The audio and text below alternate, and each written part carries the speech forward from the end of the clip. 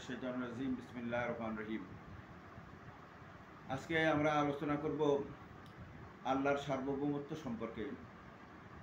কোরআন শরীফের 255 নম্বর কোরআন শরীফের সূরা বাকারার 255 নম্বর আয়াত হলো আয়াতুল কুরসি। আয়াতুল কুরসি কোরআন শরীফের একটা সর্ববৃহৎ আয়াত নামেই পরিচিত। এই আয়াতুল কুরসিতে আল্লাহ রাব্বুল আলামিন তার একাত্মবাদ এবং সার্বভৌমত্বের ব্যাখ্যা দিয়েছেন। এই আয়াতুল কুরসি এর আগে আল্লাহ রাব্বুল আলামিন সূরা বাকারায় বিভিন্ন রাষ্ট্র ব্যবস্থার পরিবর্তন এবং রাষ্ট্র ব্যবস্থা সম্পর্কে আলাপ করা হয়েছে। এরপরে আয়াতুল কুরসির আলাপ করেছেন। আয়াতুল কুরসিতে তিনি তার সার্বভৌমত্ব একাত্মবাদের ব্যাখ্যা দিয়ে বলছেন যে তোমরা ধর্মের ব্যাপারে বাড়াবাড়ি করবে না এবং আল্লাহর বিধানকে আঁকড়ে ধরবে এবং মানুষের তৈরি করা বিধানকে আল্লাহর বিধানের উপরে স্থান দিবে না। ফামাইয়াকফুরু বিত্তাগুতি ওয়া ইউমিন বিল্লাহ ফাকাদ ইসতামসাকা বিল উওয়াতিল উসকা আল্লাহু সামিউন আলিম।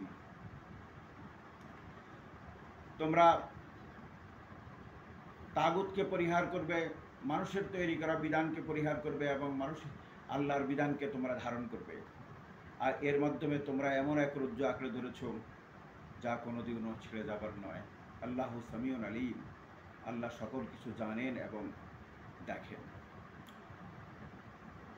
সুতরাং আমরা নামাজটাকে যতটা গুরুত্ব দেই,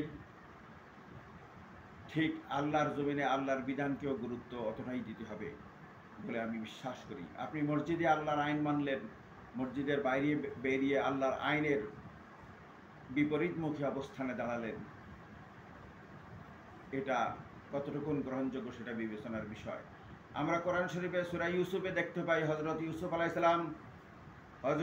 আলাইহিস সালাম মিশরের খাদ্য দপ্তরের মন্ত্রী হয়েছিলেন প্রথমে, এরপরে মিশরের প্রেসিডেন্ট হয়েছিলেন, রাষ্ট্রপ্রধান হয়েছিলেন।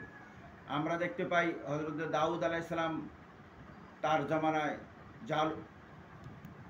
জালুদের সাথে যুদ্ধ করে একটি রাষ্ট্র কায়েম করেন এবং তার ছেলে সুলাইমান আলাইহিস সালাম একটা রেডিমেড এবং তৈরি করা ইসলামী রাষ্ট্র নির্বিঘ্নে চালিয়েছেন।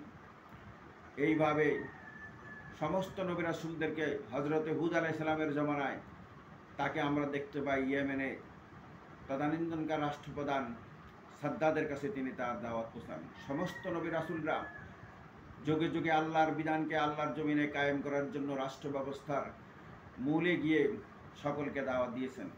হযরতে মূসা আলাইহিস সালাম তার জামানায় ফেরাও রাজবংশের একজন রাষ্ট্রপ্রধান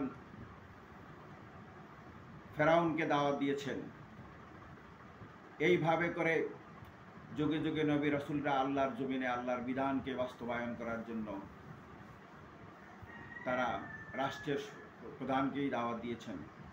কারণ জমিনে মানুষের তৈরি আল্লাহর জমিন কিভাবে চলবে তা আল্লাহর চাইতে ভালো কেউ জানে না। সুতরাং আল্লাহর জমিন আল্লাহর বিধান মতো চলবে, এটাই আল্লাহর কথা।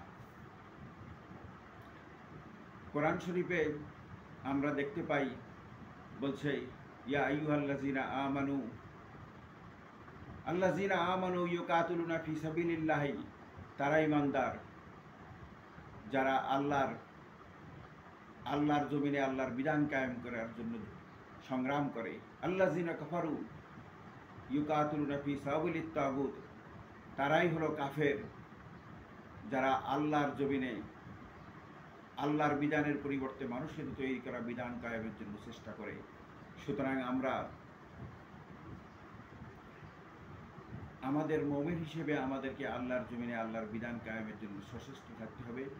তাহলেই আমাদের নামাজ রোজা সকল কিছু সার্থক হবে। আমরা দুনিয়ার জীবনে আল্লাহর বিধানের বিপরীত অবস্থানে থেকে নামাজ পড়েছি ঠিকই, কিন্তু আল্লাহর বিধানের বিপরীত অবস্থানে থেকেছি। মৃত্যুর পরে আমাদেরকে বলা হলো আল্লাহর নামে বিসমিল্লাহি আলা মিল্লাতে রাসূলুল্লাহ, আল্লাহর নামে রসুলের গাড়িতে তুলে দিলাম। যে মুসলমান সারা জীবন তার জীবন চলার পথে আল্লাহর বিধানের বিপরীতে অবস্থান নিয়েছে, আজকে মৃত্যুর দিন চূড়ান্ত দিনে আল্লাহর নামে রসুলের গাড়িতে তাকে তুলে দেওয়া হলো। যে সারা জীবন আল্লাহর রসুলের বিধানের বিরোধিতা করেছে, রসুলের গানে কি তাকে সঠিক গন্তব্যে নেবে? এই প্রসঙ্গ বিবেচনার বিষয়। সুতরাং আমাদের মোমেন আমরা যারা মোমেন মুসলমান আমাদেরকে মনে রাখতে হবে কোনোভাবেই আল্লাহর বিধানের বিপরীতে মানুষের তৈরি করা বিধানকে মূল্যায়ন করা যাবে না। আল্লাহর বিধানকে প্রাধান্য দিতে হবে এবং যতটুকু সম্ভব আল্লাহর জমিনে আল্লাহর বিধান কায়েমের জন্য চেষ্টা এবং সংগ্রাম করতে হবে। মানুষকে বোঝাতে হবে, নিজেরা শিখতে হবে। ধন্যবাদ।